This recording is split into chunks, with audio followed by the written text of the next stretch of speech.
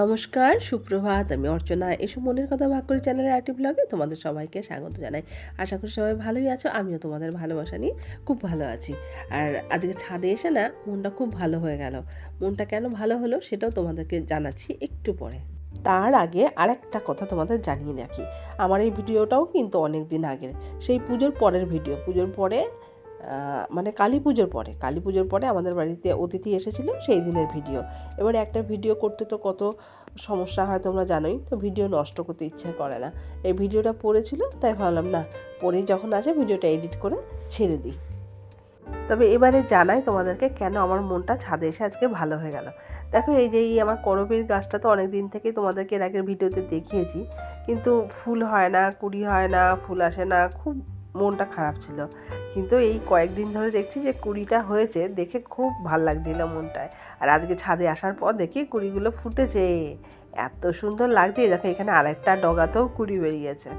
আমার মনটা আনন্দে ভরে গেল এই করবী গাছটার মধ্যে এত সুন্দর ফুলটা দেখে। ফুলের রঙটাও কিন্তু খুব সুন্দর হয়েছে। আর যেহেতু একটু বৃষ্টি হয়েছে, তো ফুলগুলোও কিন্তু বেশ বড় বড় হয়েছে।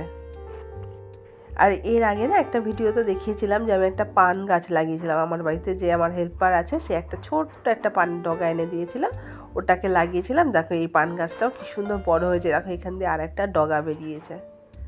দেখি এটাকে যত্ন করে রাখতে পারি কিনা। চলে এসেছি রান্নাঘরে। তবে রান্নাঘরে আসার আগে কিন্তু আমি ওই ছাদের থেকে নেমে ছেলেকে স্কুলে পাঠিয়ে দিয়েছি। ছেলেকে স্কুলে পাঠিয়ে দিয়ে তারপরে এখানে দেখো মুগ ডাল একটু সেদ্ধ বসিয়েছি। মুগ ডালটাকে ভেজে নিয়েছিলাম। এখানে গাজর, বিনস, তারপরে কড়াইশুঁটি দিয়ে একটু ডালটা সেদ্ধ করতে দিয়েছি। আর এখানে একটু ফুলকপি ভাজছি। অতিথি আসবে তোমাদেরকে তো বললামই, সেই জন্য একটু ভেজ ডাল করব। আর ছেলেকে পাঠানোর আগে না আমার আরেকটু রান্না হয়ে গেছে আর কি। চাটনিটা করে রেখেছি, যে জলপাইয়ের চাটনি করেছি আজকে।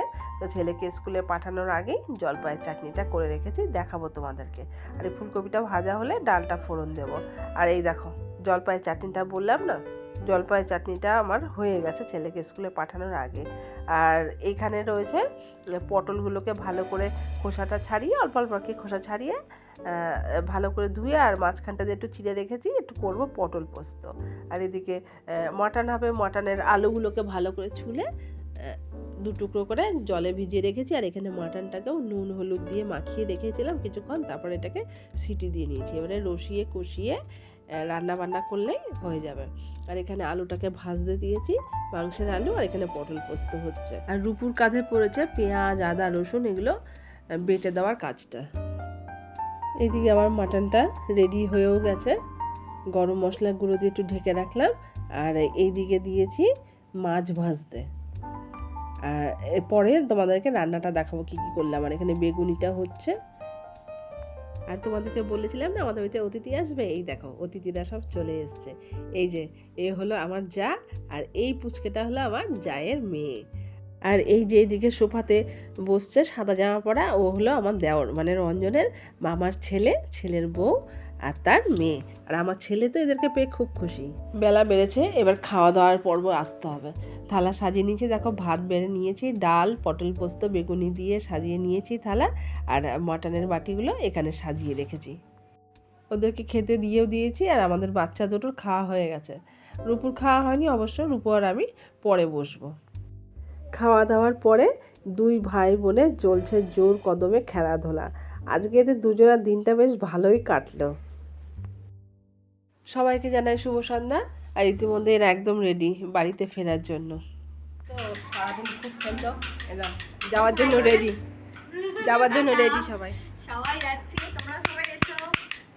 চলো টাটা করে দাও, টাটা করে দাও আমার বন্ধুদের, টাটা করে দাও, টাটা করে দাও, টাটা। টাটা।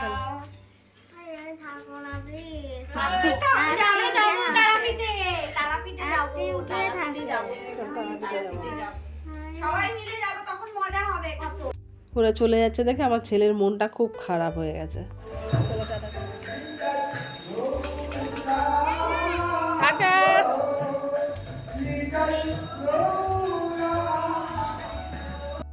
তো কালকে তো তোমাদেরকে দেখিয়েছিলাম যে আমাদের বাড়িতে অতিথি এসেছে।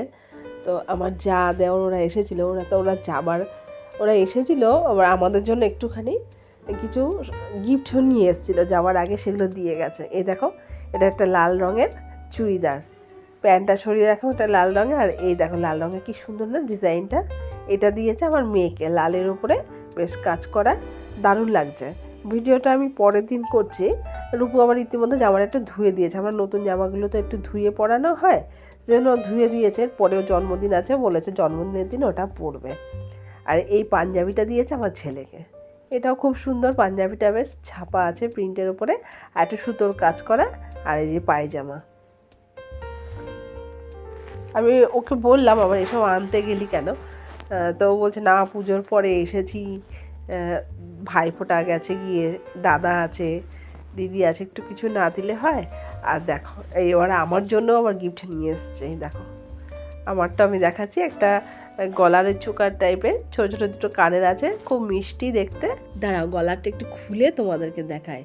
আর এই দেখো পেছনে যে টার্সেলটা, ওটা পেছনে রয়েছে। এখন দেখি টার্সেলগুলো এরকম আলগায় থাকে, গলায় চোকারটা লাগিয়ে তারপরে পেছন দিক থেকে টার্সেলের যে হুকটা লাগিয়ে দিতে হয়। এই দেখো ছোট্ট ছোট দুটো কানের, খুব মিষ্টি দেখতে।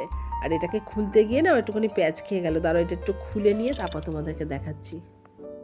এই দেখো এটা একটু প্যাঁচ খেয়ে গেছিলো তো, তারপর ঠিকঠাক করে এনে তোমাদেরকে দেখাচ্ছি। দেখো কি সুন্দর হয়েছে না, 3টে চেন আছে, চেনের মধ্যে আবার ছোট্ট ছোট্ট একটুখানি বল বল করে পাতা মতন ডিজাইন আছে। আর কানের দুটোও বেশ সুন্দর লাগছে।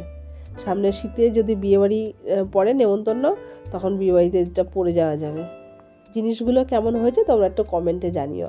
আমার তো খুব পছন্দ হয়েছে প্রত্যেকটা জিনিস, পাঞ্জাবি, মেয়ের চুড়িদারটা, গলার হারটা। তাহলে ভিডিওটা আর বড় করলাম না, এখানে শেষ করছি। তোমরা সবাই ভালো থেকো, সুস্থ থেকো, সাবধানে থেকো, সবাই নিজের খেয়াল রেখো। ভিডিও ভালো লাগলে প্লিজ একটা লাইক, শেয়ার, কমেন্ট করতে ভুলো না। আজকের মতন আসি, টাটা।